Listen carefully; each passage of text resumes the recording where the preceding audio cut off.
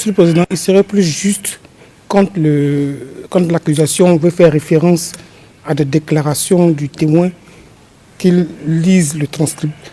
Parce que souvent, il dit des choses que le témoin n'a pas dit. Parce que là, par exemple, quand il dit qu'après l'investiture, je ne crois pas que le témoin ait dit cela.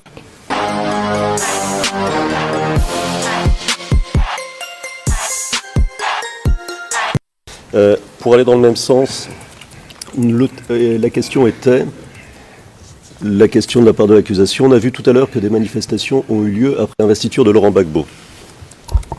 Ça, c'est ce que l'accusation a tiré de la lecture d'un rapport du Human Rights Watch.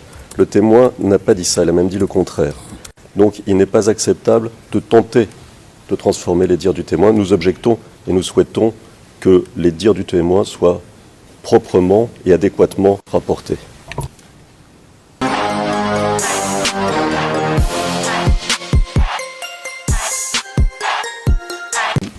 Maître O'Shea,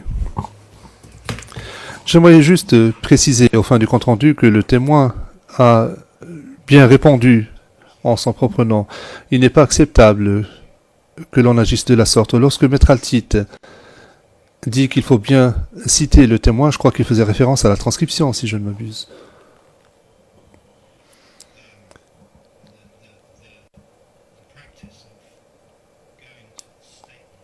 La pratique de cette cour est que l'on utilise la déclaration, mais sans poser de questions directives.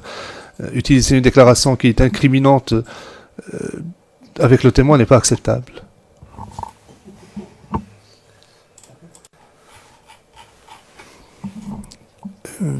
Monsieur le Président, vous avez clairement indiqué que les questions ne devraient pas être directives. Le Président, oui, certes, les questions ne devraient pas être directives. Monsieur le procureur, reformulez votre question, lisez le passage de la déclaration en question, puis posez votre question de façon générale. Ne posez surtout pas de questions directives. Monsieur Dermijan, merci, Monsieur le Président.